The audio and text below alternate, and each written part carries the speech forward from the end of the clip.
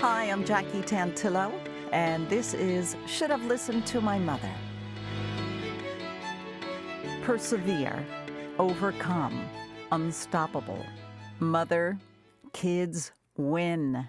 Just a few words associated with my guest. He was raised by a hardworking single mom, and it was his mother who instilled a work ethic that he still lives by today. My guest helps many kids build their confidence and encourages them to believe that they have a future filled with endless possibilities. Thank you for joining us. This is Shaun Banks, and welcome to my podcast, Shaun. Hey, Jackie, thank you so much for having me. I'm so excited to be here. Now, you also go by SF. Which do you prefer that I call you? You can call me Shaun. Shaun, okay. Out of curiosity, what does SF stand for? SF stands for Shaun's Free. And one of my goals as a kid, I always wanted to, just have a sense of freedom, being able to work for myself, be able to create my own ideas and kind of dance to my own tune. And so SF, came from there. My dad lives in the Bay Area, and so I would go to visit him, and I always see San Francisco hats, and I was in love with Barry Bonds as a kid and played baseball. And so it all just kind of went together with the SF. It was like Shaun Free, had a San Francisco hat on, had some of my favorite colors, and I was like, let's go with it. Oh, how great. And I love that you play baseball. My son played baseball, too. Wonderful. Awesome. Mm-hmm. Awesome.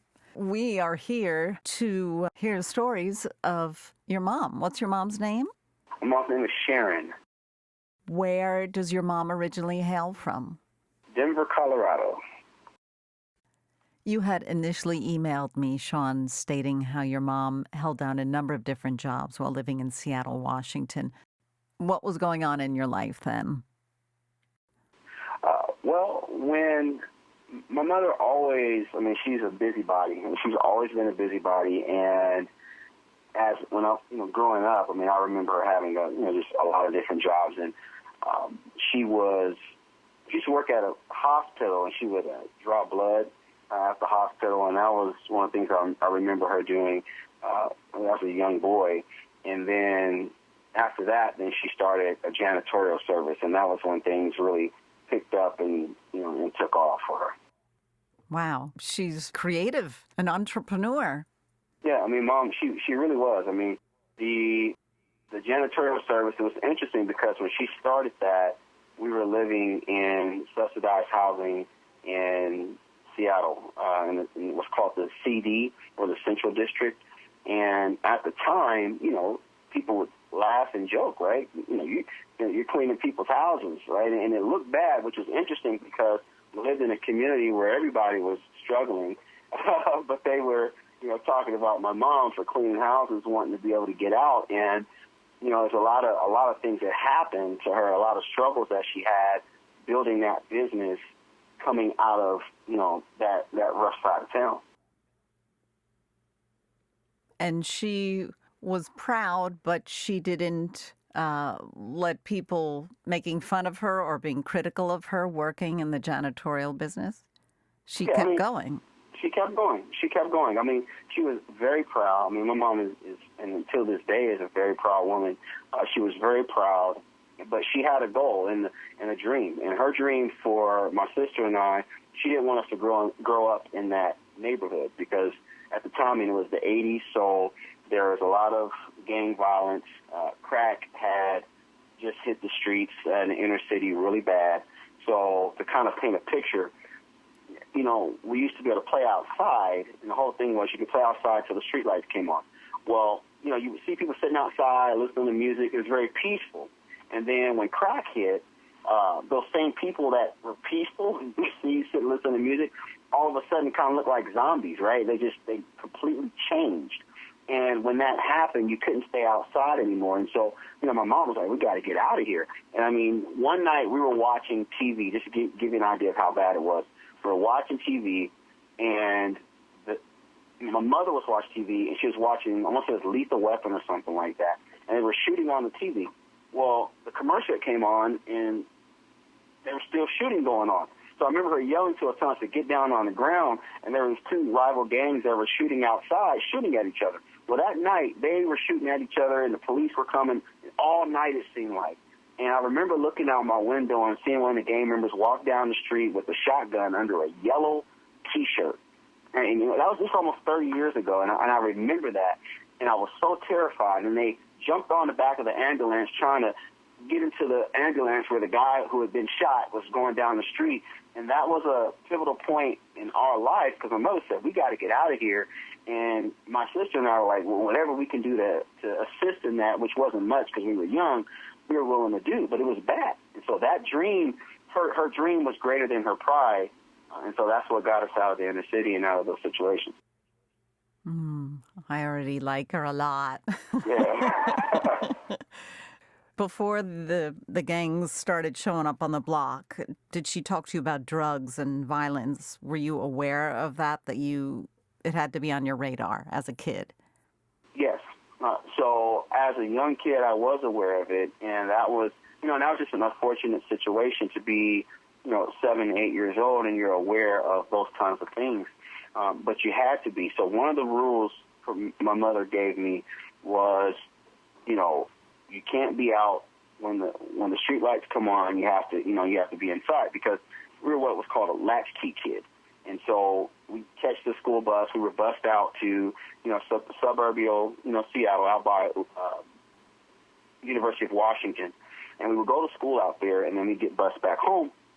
And you take out your key and go on the door. And the whole thing was, you don't answer the door, you don't answer the phone, you do your homework, keep the doors locked till I get home, unless one of the neighbors' kids came and got you or whatever. And, yeah, so we were very much aware. I mean, you could see the drug dealers on the corner. You could see the gang members. But the way gangs work, right, during that time, if you lived in the neighborhood where the gangs were, that particular gang, they normally didn't bother you. When I'm 7 years old, I was just a kid. And a lot of them knew my sister and my cousins and stuff. And so I didn't have a problem, but it was just the fact that there are other gangs around the corner. They weren't like on the other side of town, 20 miles away. It was one gang is here that you might walk 5 blocks down the street, and there's a whole rival gang there. So there was always a conflict. But Mom had talked to us about making sure that we were inside the house so that you weren't getting hit with a stray bullet or weren't in a situation or an altercation that, you didn't have anything to do with. It's not your average, ordinary upbringing. No. But there is a light at the end of this tunnel. I know there is. Oh, yeah. What level of schooling did you complete? I completed college. How about your mom? My mother has, 4 or 5 degrees. My mother is real big on education. She ultimately ended up becoming a teacher once we moved to Atlanta, and we'll talk about that a little bit more. But my mother completed college multiple times, has degrees in biology and, of course, education. And When did she have time to go to school? She had time to go to school before we were born, right? So before she had me when she was 29, my sister April when she was 23. So before that time, she had gone to college, and then she went back to school.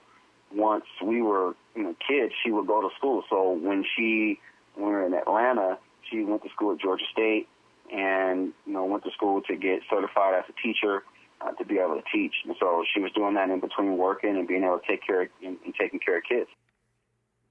So she never looked back. She sounds pretty unstoppable, your mom. Very unstoppable. I mean, she never looked back. So what happened, one night, Mom had a van. She had this red van. And of course, like I said, during this time, scrapping going on, stuff was happening. Somebody broke into her van and stole her Kirby vacuum. And I'm not sure if you're familiar with Kirby vacuums, but there's real high-quality vacuum. And Mom was devastated that they had stole her vacuum because, she needed to clean all the houses and the commercial buildings and things. And one of the drug dealers in the neighborhood who knew, everybody knew each other, found out, right, that somebody broke into my mom's car. He said, I'll tell you what. He said, let me drive your van around for a couple of days. He said, and I guarantee you, after I drive this van around a couple of days, you'll never have a problem with anybody breaking into your van again. And because that was an issue, they would always break in, they would steal her stuff, and then she'd have to start over. The gentleman rode around. I call him a gentleman because he was an older guy, but he was. I mean, as much as he sold drugs, right, and did a lot of things that he probably shouldn't have done to the community, this thing that he did for my mother is one of the things that changed a lot of things and allowed her to go forward very fast. Because once he drove around in that car for 3 or 4 days and everybody thought it was his car, she could have left the car unlocked with the keys in the car and nobody would have ever touched it. So from there, she was no longer taking those losses, right? If you're in business and you keep taking these hits and, you need supplies to work and you keep losing, right, it's going to be hard to succeed. Well, once that happened, she never had any more problems. And so several months after that, we were gone. We were out of the hood. We were gone to a whole different side of town, and then things just started taking off. We still had challenges, of course, but we were no longer in that situation in the city. Wow, I want to interview that guy. You think he's still alive? Talk to him about his mother. I know, right? Oh, that's so cool. It's a business. Isn't that just bizarre? To him, it was a business. It is, yeah. Okay, so we got another angel on your guy's side. Oh, yeah. That is brilliant. So where's your dad in all of this? So my dad was a businessman in Seattle, and he was in and out. I never doubted that he loved me, but he and my mom, they weren't married, and they just didn't get along. So they weren't together. And so he would come pick me up every once in a while, and I'd go stay at his house, and he'd bring me back home. But he was in and out. He wasn't in the home growing up as a kid. He lived with us for a couple years at one point, and I had that experience with my dad, but for the most part, he didn't live with us. He was around, but he didn't live with us yet. When your dad was with you, that was Seattle, correct? That's correct. So when did you move to the Atlanta area? We moved to the Atlanta area in 91, 92, and we moved to Atlanta. My mom had looked in the newspaper. My sister was already going to school down in Atlanta, and she said, "Hey, Mom, she really moved to Atlanta." My mom wanted something different. My parents had tried to work it out and live together again. It didn't work. My dad went back to California. My mom said, "Okay, I'm out of here." My aunt, at that time, my aunt was still alive. So we left and went to Atlanta. My mom looked in the newspaper, and because we drove from Seattle to Georgia, which is a long drive. And so she found in the back, you have the one ads in the back of the newspaper, and she found a guy that was going to Fort Bragg in North Carolina. He was a special forces guy, and they used to do these programs where a soldier would, take a family and, they'd drive, cross country. So this gentleman was a captain, and he drove us from Seattle all the way down to Georgia. He and my mom would change off driving. He'd sleep in the back in his car that was on a trailer. My mom and I would sleep in the U-Haul, and we did that for a couple of days, and we came down to Atlanta, and that's how we got here. And once we were in Atlanta, we had a house, and I found a house for us to rent. She had never been in it, right, one of those learning experiences, and they said, "Okay, yeah, come on in, the house will be ready when you get there." So we got there, my mom and I, this 29-foot truck, we unloaded everything, just my mom and I, sat down to eat, or sat down, and roaches started coming out. We said, "Oh, terrible. The house has roaches." And we're like, "Hey, we're not doing that." So we said, "Okay, let's set off a bomb, right? Hopefully that kills all the roaches. We'll go get some McDonald's." I'll never forget it. We'll go get some McDonald's.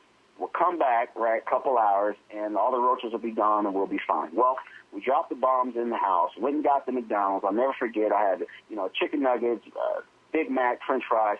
We come back in, we sit down, we're happy and retired, ready to, just kind of chill out, because the house wasn't in great condition, but it was what we had. And all of a sudden, you see one roach come across the ceiling, and then you see another roach come across the ceiling, another one, and you realize that the house was infested with roaches. So we had to pack all that stuff up back in the truck, right, because if not, it gets in all your stuff. And we slept in the truck, and we slept in that truck for a couple of days until we could find somewhere else to stay. And we found, talking about angels, My mother had met a lady when she brought my sister down to school named Charlotte Mayweather. And if it wasn't for Miss Mayweather, we would have had a much harder life for the next several years. Miss Mayweather, my mom called her, told her the situation, what was going on. Miss Mayweather said, you and your son could come stay at my house. And we stayed with Miss Mayweather for a couple years while Miss Mayweather was a teacher, and that's what inspired my mother to get into education. And so we stayed there. My mother went to school. I was, of course, going to school, and that's how we were able to get on our feet in Atlanta. But if it wasn't for Miss Mayweather, there's no telling what it would have been like for us when we moved down. This is incredible.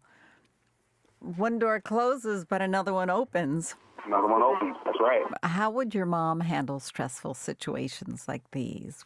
Would she break down into tears? Would she be angry and full of rage? And then all of a sudden the switch turns on and she says, okay, we got to fix it. How would she go about solving problems? The answer is yes. She would cry. She would cry. She would go through all those things. Because she was angry, right? Why is this happening, right? You have these ups and downs in life. She's trying to raise her kids. She's not getting any help, right, from anyone else. And she would be incredibly upset, but she would always pull herself together. My mother was never strung out on drugs. She was never an alcoholic. She was never abusive. She was a praying woman. Her faith is what I watched. The tremendous amount of faith that, in spite of what we went through, she had tremendous faith. And the thing is that with all the adversities that we had growing up, we never lacked anything. And that was the interesting thing about it. We were living in this area that wasn't good, and we were going through these challenges, but we never lacked anything. We never missed out on. It was like we were always covered and protected. So, for example, I learned about candlelight dinner from coming home and the lights not being on because my mom couldn't pay the bill. And so what she would say is, well, you know what, tonight we're going to have candlelight dinner. And so then we would sit and put candles and put on the candles, and we would sit and eat dinner by candlelight because that's what you had, and then you just went to bed because it was dark. So you wake up with a lot of energy and rested because you went to bed at 7 o'clock, right? So, yeah. And that was how it was. She always made it work. We would go to the food bank lines, but you were never sad about going to the food bank lines. We would go to the food bank lines to get food if my mother was really struggling, but our refrigerator was always full. So people always try to figure out, well, how come you always have so much and you guys are never sad and down and out? But my mother was resourceful, right? And it was a phase. It was what we were going through, man. You'd go there and it'd be rice and chicken and all that stuff that you would get so that you could be able to eat, and we needed it, right? At that time, we needed it, and we'd take care of ourselves and we'd eat, and my mother would get up and she would keep fighting. And that was what I saw. So absolutely, she would, some days, she'd just be totally depressed or upset about something that had happened, but she never gave up. Oh, I'm exhausted. It's so hard. Thank God she had her faith. I think It's really important. I believe as well. And it's a bright light. It's positive. There's nothing negative connotations to it for the most part. So you're becoming a young entrepreneur, just like your mom. You've started Camp Warrior King, the I Am Defense Institute, which teaches self-defense to women and kids. You're the creator of Team Hot Sauce and the Youth Conference and more. Tell us a little bit about Camp Warrior King. Camp Warrior King is a youth development program designed to expose kids to extracurricular activities they normally would not experience during the school year. And Camp Warrior King was started because, we looked around and we saw that there weren't any activities for kids during the summer. There weren't enough. And so we said, okay, well, where do kids learn to go horseback riding or learn how to fish or learn how to hunt or learn how to do arts and crafts or go hiking and, whitewater rafting or spelunking? Where do they go to do those things? Yeah, where do they go? And there was nowhere in Southwest Atlanta that we could find that kids were doing those things. it just wasn't there. I mean, there's Boys and Girls Clubs and the YMCA's and things like that. All great programs. I've been to all of them as a kid, but there just wasn't anything like this. And so we said, well, hey, let's start a camp where kids can start doing those things, and that's what we did. And so, now it's tons and tons of kids, hundreds of kids come every single summer, and we have a party. It is a complete party. We just have a ball. It's one of the best times of the year for our family and for all the extended family that we have at the camp.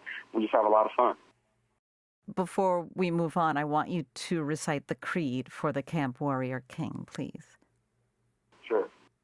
So the I am creed is, I am strong, I am free, I can be whatever I seek.